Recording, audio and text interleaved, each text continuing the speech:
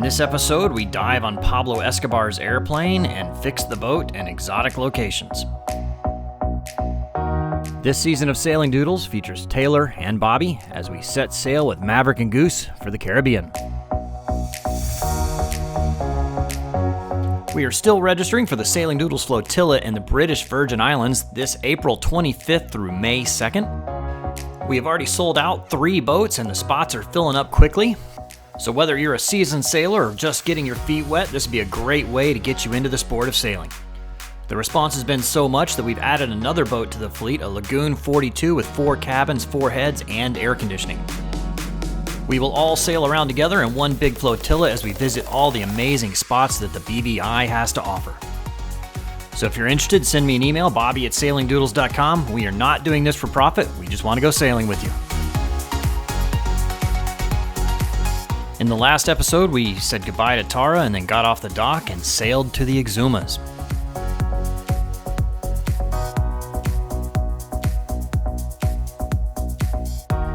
We tucked in on the east side of Norman's Key because of a strong westerly wind. Still pretty windy out there, but the boat's holding it pretty well. We're gonna wait for the evening's low slack tide, then we're gonna at about 3 p.m. Then we're gonna go dive on the or snorkel on the Pablo Escobar wreck. I think it's a DC-3 or a C-47 or something like that. Just one thing, guys, I got a lot of negative comments about the fuel and all that. I know it was a problem. I actually tried to get the fuel polished, didn't have time, and if you wait till everything's ready on the boat, you will never leave. We had problems with the fuel filters clogging up, but we did have a 2 Raycor system. With a flip of the switch, I could move to the other filter, so if we had problems, it was easy to fix. And anyway, if it's gonna happen, it's gonna happen out there, boss. Come on, Goose. Come on, Matt. Come on, Goose. Come on, Goose. Come on. Move, Maverick. Get out of the way. Come on, let's really land. There you go. The boys were getting pretty good at using their new boarding system. We headed ashore to go explore Norman's Key. In the 1980s, the Medellin Cartel from Colombia operated out of Norman's Key, the same cartel headed by Pablo Escobar. Currently, the island is being redeveloped as a mega marina, but it was the cartel that built the airport in the 1980s.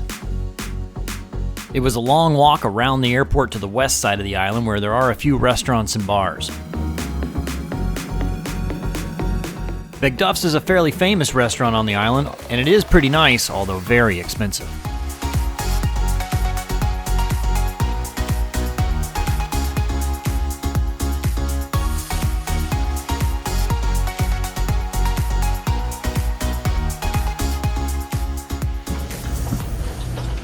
Well, cheers. Nice place. The dogs are getting a drink too.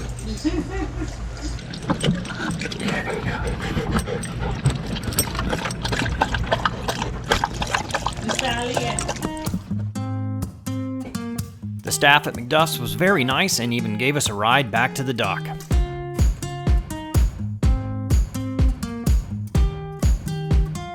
It is almost slack tide, so we are going to go dive on, snorkel on Pablo Escobar's airplane.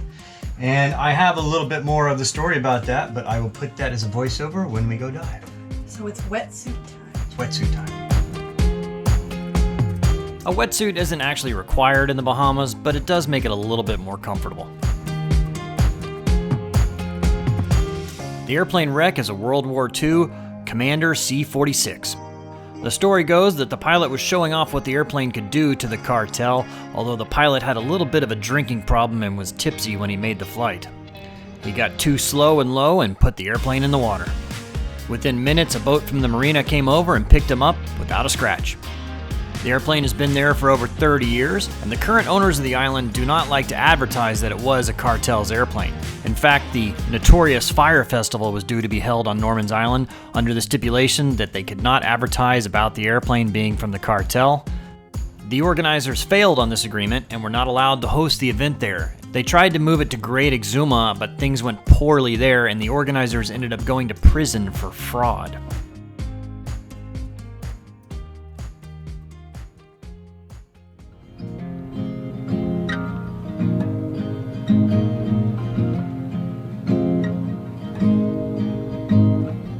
This is what it's all about out here in the Bahamas. Nice sunset, cold drink, and a good-looking girl playing the guitar.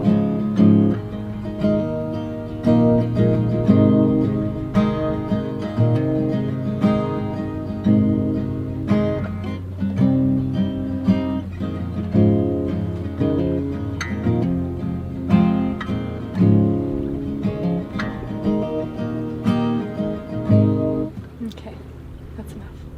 The other night we were sitting here watching a movie on the TV over here. It was no problem at all, having a good time. We had the generator running because we're charging the batteries. This boat does have solar, but it only has 560 watts of solar, and not all of it can get the sun at the same time, really. So, you know, right now we're in good sun. It's almost midday. We're making 230 watts, right?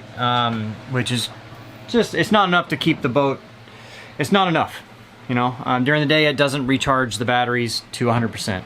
We lose about 10% of our batteries every day. So this generator is a 9 kilowatt Northern Lights generator. It's a bit of an older model. The generators will shut down for 3 reasons. 1, low oil pressure. 2, water temperature too high, and then the exhaust temperature too high.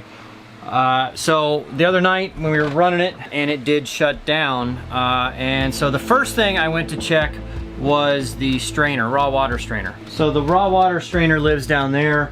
The first thing I did is I opened that up, and well, actually the first thing you can do is close the seacock, which is down below it. Second thing I do is open it up, and I wish I had filmed it, but it was just, it had sucked in a whole bunch of seaweed, right? It was just filled with seaweed, and that was the problem. I'm sure what happened is that it sucked in that seaweed and it clogged up the filter. The raw water filter, just the primary, just the strainer basically. Obviously a big chunk of seaweed floated by the intake and it sucked it in there. Put everything back down, turn the seacock back on, make sure you do that, otherwise you're not gonna get water. Turn the generator back on. It ran for about 5 minutes and then shut down. And so I let it cool off a little bit. I started it again and I was listening for the water. This generator has an exhaust water separator. Basically, water goes through the exhaust. Normally it goes into a mixing manifold and it goes out the back of the boat. And every time it does that, it splashes, splash, splash. And so the previous owner was kind of annoyed by having the splashing because he was trying to sleep with the generator on. And so he put a exhaust water separator. So it goes up, the water separates, and then the exhaust goes out one way, the water goes out underneath the boat, and that way it's just quieter exhaust. Well, you can still hear the water splashing through there, and it was not doing that. So there is a pump that has this little turbines that I'll show you. It's made out of rubber, and it's like a rubber turbine gear type thing that's connected to the drive on the generator by a gear.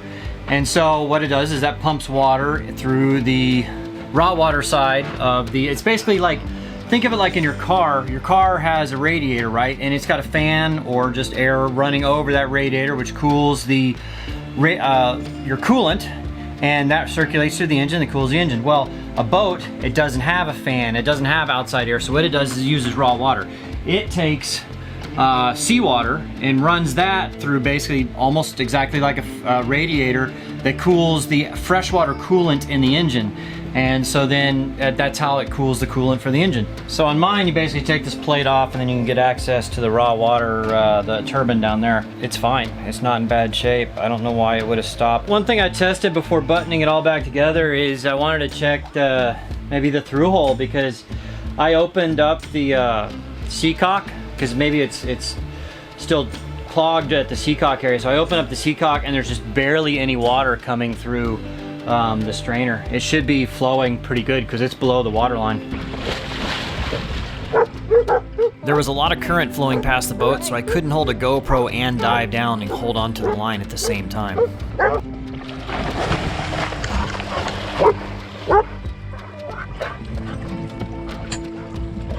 Maverick, no. It's pretty clear. I think it's, I don't know. I couldn't access the clog from the outside, so onto the inside. So we think that's the problem. There's a clog between the raw water strainer and the through hole. I had to cut this line out to get it off, and then stuck my finger in there, and there's some seaweed or something in there. So I'll show you. Well, I'll turn the seacock on, and no water comes out. I can't tell you how many times I've already been wishing for a coat hanger to fix stuff around here, like real metal ones. We got the plastic ones, but the metal ones you can fold and snake stuff, or get a snake. On White Squall I carried like a plumbing snake. That would have been helpful. But so this is a whisk, made it into a little barbed thing going there, and I'll grab this stuff hopefully. We have the culprit. That's your problem right there. Good old seaweed. Seaweed clogging shit up. I can't believe it was that bad to like clog everything up like that. So I pulled a little bit more out of there. That's amazing. That's the problem right there. Just something as simple as seaweed clogging up your generator and causing it to stop. And then people that, I think, you know, when you're out cruising, you really need to be somewhat mechanically inclined, because if you weren't, I mean, somebody's gonna charge you $1,000 just to clean out your seaweed because they're gonna say it's something else. Little air. All right, it's running.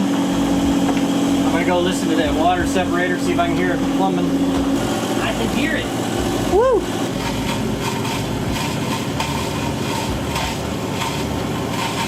It may sound loudish in here right now, but really, once you get these things on here, it's amazing how much quieter it gets. Voila. Can't hear a thing. Can't hear it, and even once you put this rug back on it even helps a little more. Well, now I need to put my tools away and take a shower. And a cold beer. Hey, beer assistant! Cricket, cricket. Someone once said cruising is fixing your boat in exotic locations. I can't say they're wrong, but it's still pretty nice to be doing out here.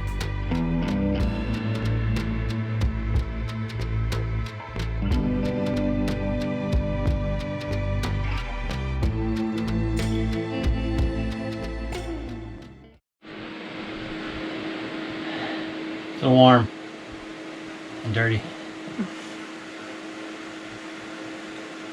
Just the way I like it. Oh my god.